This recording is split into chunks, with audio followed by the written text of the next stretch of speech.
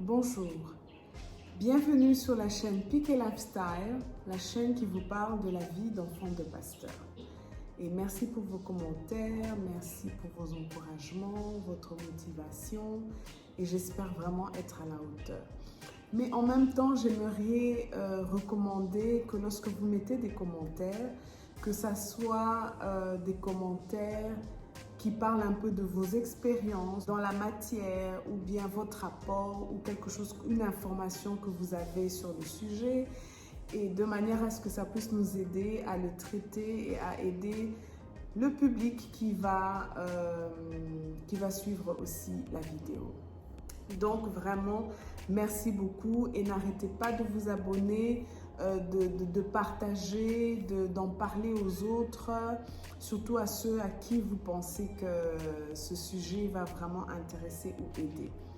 Alors, aujourd'hui, nous allons aborder un sujet que je trouve assez vaste et je me dis peut-être que je devrais le développer en 2 ou 3 temps. Ça dépendra de vos interactions et ça dépendra aussi de la matière qu'il faudrait y ajouter ou apporter. Alors, le sujet de cette vidéo aujourd'hui parle du ministère des parents et moi. Ce sujet concerne pratiquement le rapport qu'il y a entre le ministère des parents et moi. Comment est-ce que je dois le comprendre? Le ministère des parents est mon propre ministère. Et comment est-ce que je dois faire face au ministère des parents par rapport à ce que je pense être ma destinée, mon ministère aussi. Donc voilà un peu sur quoi nous allons parler. Un ministère, dans mes recherches, il y a plusieurs définitions du mot ministère, mais je vais le recadrer ou le restreindre par rapport à la spiritualité. Alors, ministère, c'est une charge que l'on a mission d'exercer. Ça, c'est la première définition, donc nous devons la retenir. Et autre chose, c'est que le ministère est une fonction au service des autres. Donc là, déjà, on voit la partie abandon de soi pour les autres. Voilà un peu ce que c'est qu'un ministère. Et en ce qui concerne le pasteur, un pasteur, c'est un berger. Un pasteur, c'est quelqu'un qui conduit un ensemble de personnes, un groupe de personnes vers un chemin bien précis. Et puis, dans une certaine vision que Dieu lui a donnée. Maintenant que nous avons défini nos 2 termes qui englobent la vidéo d'aujourd'hui, qui est le ministère et le pasteur ou la fonction pasteur, on va maintenant voir le rapport qu'il y a entre le ministère des parents et moi en tant qu'enfant de pasteur. Par la définition, on a compris que nos parents ont fonction d'être au service des autres. Et maintenant, si on doit maintenant voir le rapport qu'il y a entre le ministère des parents et moi, avant même d'aller vers entamer sur la question, je me rappelle que quand je grandissais, on me disait « Ah Esther, tu vas devenir pasteur ?» Et je regardais la personne vraiment l'air traumatisée pour dire « Moi, devenir pasteur? Non, jamais. » Alors, j'ai cherché aussi à comprendre et à mettre ensemble pourquoi j'avais cette réaction-là. Alors que quand on regarde dans la majorité des cas, les enfants ont tendance à faire ce que les parents font.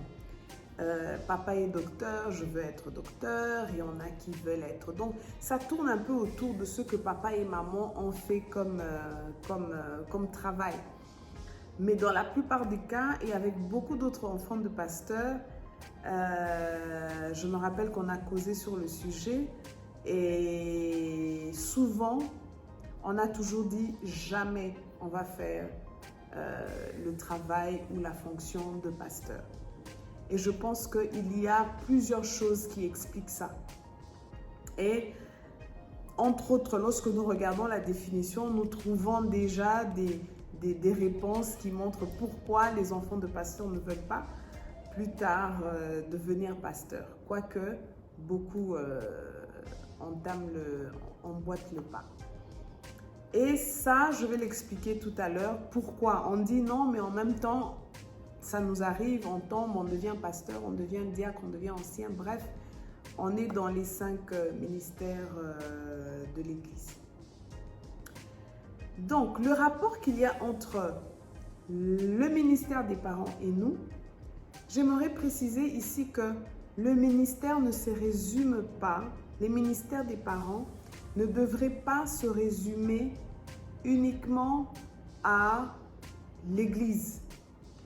Pour moi, je pense que c'est quelque chose de plus grand que juste une simple église, des extensions et d'autres extensions et d'autres extensions. C'est quelque chose de plus grand et de plus profond qui est la vie d'une personne. Et la vie d'une personne, ce n'est pas juste un aspect des choses. La vie d'une personne, c'est comme un diamant. Il a plusieurs facettes, il a plusieurs dons, il a plusieurs fonctions. Alors, lorsqu'on regarde le ministère des parents, moi, je veux représenter le ministère des parents comme étant un arbre. Dieu a mis des dons et des talents dans les parents. Et ces dons et ces talents qui sont dans ce tronc d'arbre, les couples se mettent ensemble et forment des enfants. Ça veut dire que ces enfants-là deviennent ces branches d'arbres qui en même temps dépendent du ministère, mais en même temps ont aussi leur propre orientation, leur propre chemin, qui fait que lorsque cet arbre-là fleurit correctement, l'arbre est beau à voir. Donc, vous, enfants de pasteurs, vous êtes des branches plutôt d'arbres qui dépendaient quand même du tronc d'arbre des parents.